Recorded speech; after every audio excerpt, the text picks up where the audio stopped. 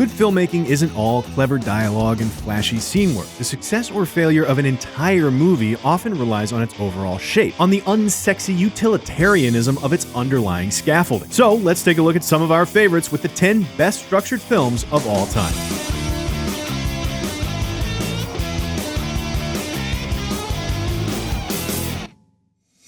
Kicking us off at number 10, let's start nice and straightforward with the 3-act structure. Beginning, middle, end. Setup, confrontation, resolution. The first act locks the hero into a conflict, the second act forces them to struggle with it, and the third act sees them mount a final effort to overcome. Key here is causality. Each moment and act forces the story forward. Think classics like Jaws, Raiders of the Lost Ark, Star Wars, Back to the Future, Witness, and The Fugitive, all with rock-solid 3 acts. But for our favorite 3-actor, we've got to go with Die Hard. I'm going to count to 3. There will not be a 4. Act 1, the setup. Act 2, the confrontation. Act 3, the resolution. Each act sets up the next. Each scene demands the one that comes after it. With no excess or waste, each moment is a prerequisite for every other to follow. One after another with singular focus and bullseye precision, toppling into the next like a set of dominoes until the spectacular climax. Instead of chopping the timeline of the film down to its most interesting parts, some films present themselves as a single, uninterrupted stream and present their causality in real time. The structure doesn't select the most important moments here because every moment is one of the most important moments. There's no need to shape the action because it's already shaped. These are films like 12 Angry Men, Failsafe, Tape, Rope, Before Sunset, United 93, and our number 9 pick, High Noon. Well, I don't understand any of this. Well, I haven't got time to tell you. In a film about the relentless march of time towards a showdown, this structural choice is as brilliant as it is obvious. It builds its ticking time bomb into its own runtime. But there's something deceptively difficult about telling a story this way. In order for it to be compelling and engaging for a viewer, Kane's every moment must ebb and flow and build and move in the shape of an interesting narrative. So the writers had to structure this film not in how they framed and chose their scenes, but in Will Kane's life. His every footstep drives the structure, which makes the tension of the film that much more impressive. Next up, let's get a little more complicated. Take a couple different linear storylines, plop them on top of each other, and interweave them, and you'll have our number 8, the multiple timeline structure. These are films like Intolerance, The Fountain, Cloud Atlas, and Dias de Gracias. Many times the different stories are woven together emotionally, thematically, but maybe not causally. And the effect can be beautiful, as if to suggest a continuity between humanity across oceans and ages, but it can be challenging too, as in our number 8 pick, The Godfather Part 2. If anything in this life is certain, if history's taught us anything, it says you can kill anyone. On their own, both of these narratives make for excellent stories, classics in their own right, but put them together and they give you just a little bit more. Comparison between the ascents to power of a father and a son. Contrast between Vito's principles and Michael's lack thereof. Landscape of the world in which Michael was raised and the way it both informed him and boxed him in. And on top of all that, just the smallest hint of cause. The slightest causal push from the end of Vito's narrative to the beginning of Michael's, and a view of the grand chasm embedded in its final juxtaposition. Our number 7 takes a look at some of these films that look more laterally. It's been dubbed Hyperlink Cinema. Linear storylines are like a line of dominoes. One event knocks over the next, until the final stroke. But Hyperlink Cinema, it's like 10 different domino sets all running at once, weaving and intersecting and changing each other's courses. It's not tracing a single causal chain, but a network of them. This structure speaks to our interconnectedness, our interdependency, how our narratives are irreconcilably intertwined. These types of stories were pioneered in films like Amarcord, Kanchenjunga, Nashville, and Shortcuts, and have brought to bear modern masterpieces like Babel, Amoros Perros, 21 Grams, and Paris Je t'aime. We won't say anything about Crash other than that our number 7, Ajami, is everything it could have been. حسيت إنه إشاعاتي رح يصير حتى قبل إيش ما صار، بس ما عرفتش بالضبط إيش. ما عرفتش إنه الإشي العاطل جاء جري. يحيى كان ولد منيح اللي بحياته ما أذى حدا. انقتل عشان إشي ما دخلوش فيه. نقتل عشاننا. Ajami plays with cause and effect and how we interpret it brilliantly. One moment showing us a chain of events that appears to be one way, later complicating it, revealing it to be another way entirely. It presents violence as something that could have been easily avoided until it shows us the other links in the causal chain, in the wide causal web, where we realize the collision course had been set much too far back to assign any kind of easy blame. It shows violence begetting violence, directly and indirectly. And in presenting it this way, with all the violence each violent act begets, all the hate each act of hate begets, honor or family or revenge be damned, maybe there is no just cause.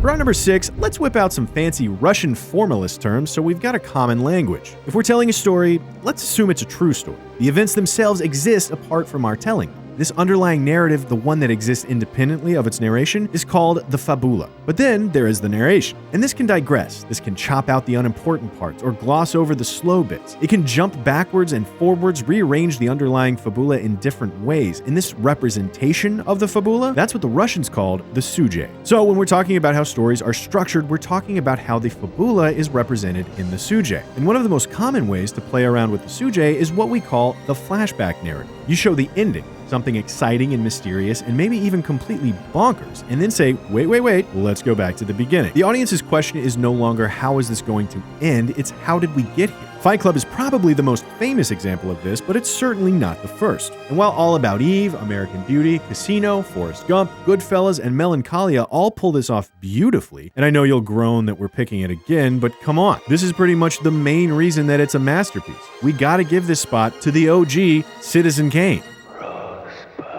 Kane is a textbook example of this structure. We start with a mystery, in this case Rosebud, and the film outright asks us about this mystery. And then we follow our reporter as he dives into the past to unpack how Kane got to Rosebud. And along the way, whatever the hell Rosebud means stops being important. I don't think any word can explain a man's life.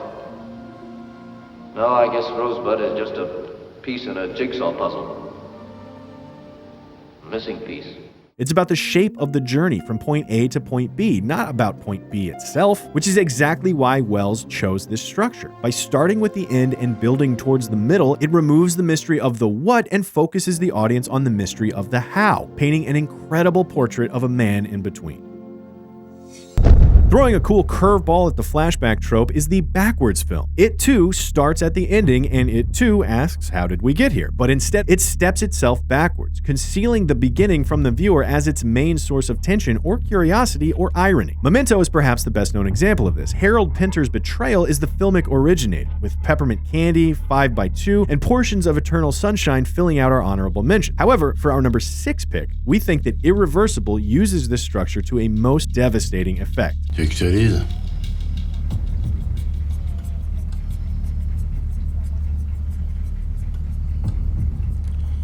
Le temps détruit tout. Beware, Irreversible is, at best, difficult to watch. It begins with the ultra-violent revenge that many films might make their climax, and then proceeds backwards towards its brutal cause, and then after/before it, its peaceful absence. In part, it renders revenge, even potentially justified revenge, indefensible. It doesn't allow us to crave the violence only to be repulsed by it. In another way, it enslaves the narrative to a feeling of horrible fate. The course is set. The ending has been seen. There is no escaping the future for this story. There's no dread that this perfection might be marred, only grim foresight. Because, as the film tells us, time destroys everything. What about repetition? Our number 4 is dedicated to films that tell the same story over and over and over again. Of course, you can't tell the exact same story. Something has to change. Perhaps the film uses the same sujet to examine different fabula, as in Run Lola Run and Mr. Nobody, marveling at how the slightest of changes can have the biggest of effects. Or maybe the same fabula to examine a different sujet, as in Hero, Go, Basic, Last Year at Marienbad, Inland Empire, and JFK, interrogating the entire idea of storytelling and how the story is changed by the telling, which is exactly what happens in our number 4, the Mac Daddy original, Rashomon.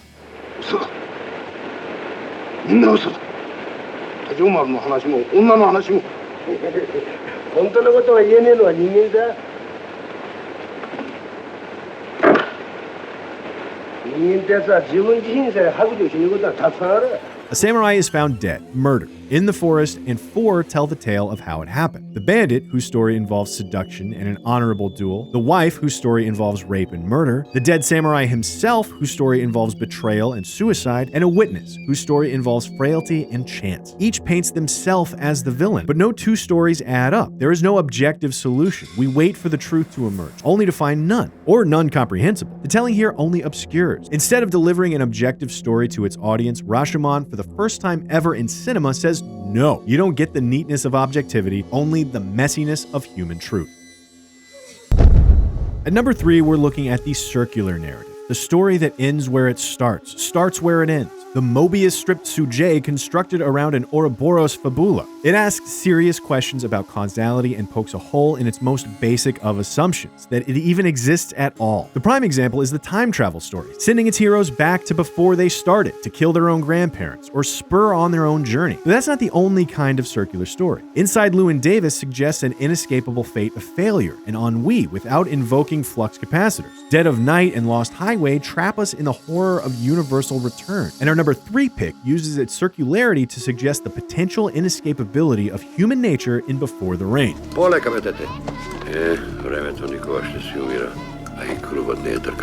Violence here, as love, is a cycle. It is its own cause, its own effect. Much like as in Ajami, it begets itself, but here, quite literally so. Before the Rain's ending returns us right to before we started. The story could begin or end with any of its 3 parts. The causal chain is actually a loop, but not in an entirely expected way. The rules are bent, slightly broken. Does this mean that violence is inescapable? Perhaps not. Perhaps this narrative fudging offers us a point of escape or 3. At each juncture, the story had to twist the rules of the universe in order to propel itself around in the cycle. A little bit of momentum in another direction, and it just might be able to reach escape velocity.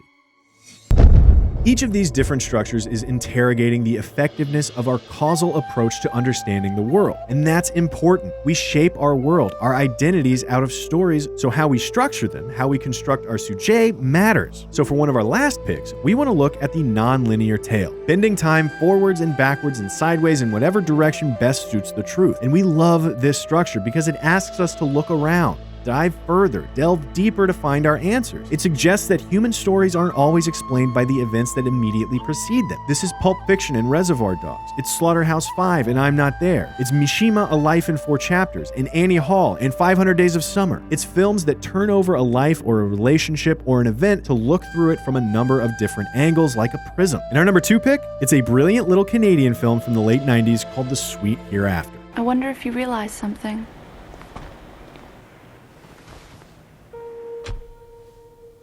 I wonder if you understand that all of us, Dolores, me, the children who survived, the children who didn't, that we're all citizens of a different town now.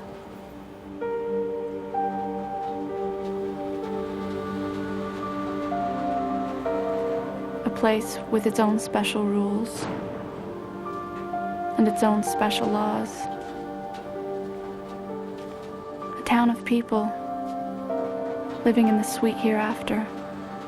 The Sweet Hereafter isn't much of a mystery, nor does it have much of an answer. Its engine is not its plot. The fatal incident that incites its pain does not come part and parcel with a shocking revelation of injustice. That would give us too much closure. Instead, Egoyan uses his structure to trace the complexity of loss and guilt and pain. It moves through time examining the kind of pain that cannot be cured by some kind of narrative closure. The pain of memory knows no particular structure or boundary. Instead, it tells us that sometimes causes are embedded deep in the past. Effects sometimes lie far down the road in the future. Dominoes are slow and sometimes lie in wait for a long time before they leap out to topple us in the strangest of directions, but perhaps not quite the way we would have hoped. And finally, finishing us off at number 1 is what we're going to call the oneric structure, the structure of dreams, of memories, of human consciousness. This is Tree of Life, The Phantom of Liberty, Enter the Void, 8.5. It is every movie that meanders through time and space, not necessarily connected by causal logic, but by emotional association. And for our number 1 pick here, it's going to have to go to a movie whose frequency on our lists might make you suspect it's one of our writer's favorites, in which case you just might be onto it. It's The Mirror. Мне с удивительной постоянностью снится один и тот же сон. Он будто пытается заставить меня непременно вернуться в те до горечи дорогие места, где раньше стоял дом моего деда, в котором я родился 40 с лишним лет тому назад, прямо на обеденном столе, покрытом белой крахмальной скатертью.